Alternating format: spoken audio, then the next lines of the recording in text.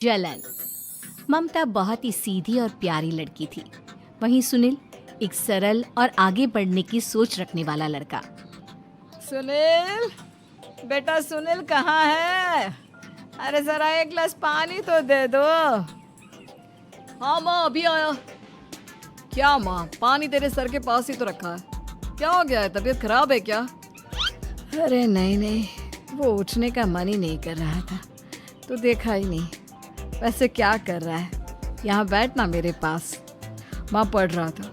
वो क्या है ना, नौकरी में तो वक्त नहीं मिलता, अब ऑफिस से घर आकर ही तो वक्त मिलता है। अच्छा अच्छा ठीक है, पढ़ ले जा बेटा। सुनील पढ़ लिख कर और आगे बढ़ना चाहता था, लेकिन माँ की तबीयत खराब देखकर सोचता है कि शादी ही कर ले। कब तक माँ का ख्याल वो अकेले रख पाएगा? तो एक दिन, माँ ये ममता है, मैंने इससे शादी कर ली है। तुम्हारी तबीयत भी ठीक नहीं रहती, तो मैंने सोचा शादी कर लेता हूँ।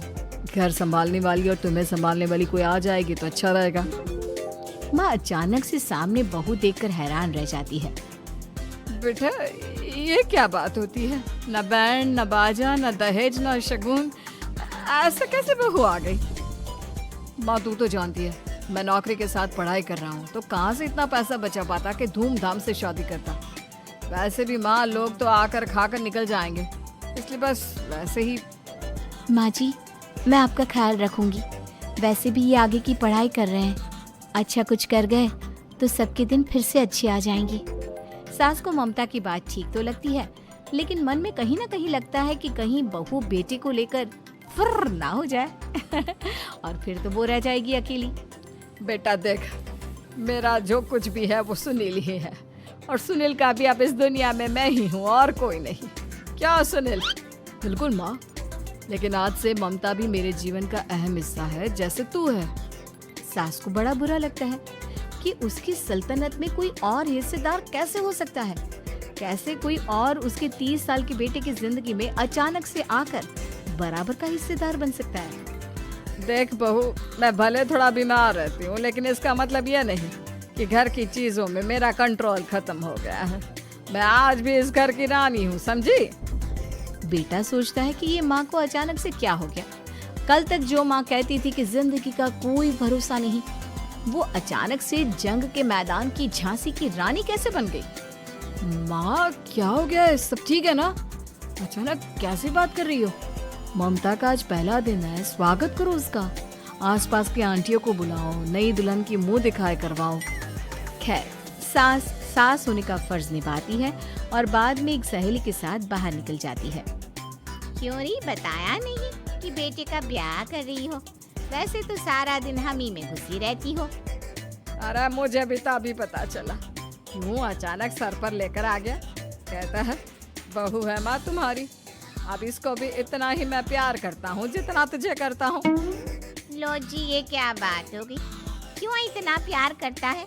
अरे माँ का प्यार तो ज्यादा होता है। अब उसको तो कोई दूसरा पति मिल सकता है, लेकिन तुम ही बताओ, क्या माँ की ममता किसी और की हो सकती है? ना जी ना, बेटे को समझाओ ये बात। अरे क्या समझाऊं, मुझे तो खुद ही समझ में नहीं आ रहा कि क्या हो रहा है। जो बेटा कल तक माँ माँ करता था, अचानक से बीवी बीवी का राग आलाप रहा है। देखा, उसकी बीवी ना सुंदर और जवान है। सुंदरता के आगे तो एक से एक नहीं टिके, तो तेरा बेटा किस खेत की मूली है? सास को भी समझ में आ जाता है कि बहू की सुंदरता के आगे माँ का प्यार किसी काम का नहीं। उधर बीवी, ए जी, अम्मा जी सहेलियों को छोड़ने गई थी, अभी तक आई नहीं, हम देख आए क्या? अरे रहने दो ना, आ जाएंगी। कहाँ जाएगी, उनकी आदत है, एक बार जाती है तो पूरी पंचायत खत्म करके ही आती है। अच्छा ही है, खाना वाना खा कर गई होगी। छोड़ो ना, घूमेगी तो खाना पचेगा, नहीं तो ऐसे ही खाट पकड़ लेगी। बहू भी शांत हो जाती है। उधर सास सोचती है कि आज थोड़ा देर से ही घर जाती हूँ, जब बेटा परेशान होकर ढूंढेगा तब मजा आएगा। बीवी को खुद ही पता चल जाएगा कि माँ के आगे उसकी दाल नहीं गलेगी। लेकिन वहीं दूसरी ओर घर पर, ए जी, माँ जी अभी भी नहीं आई, हमको तो घबराहट हो रही है कि क्या करें, जाकर पता करें किसी के घर। अच्छा, कहाँ जाओगी ये भी बता दो।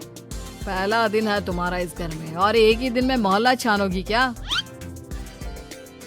हाँ तो आप भी तो नहीं जा रहे हैं ना, हमको फिक्र हो रही है।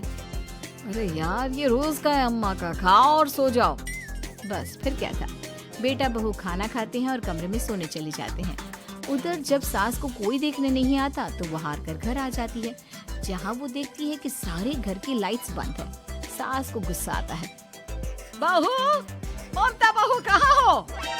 लेकिन सारे दिन की थकी बहू को ऐसी नींद आती है जैसे किसी ने भांग की गोली खिला दी हो।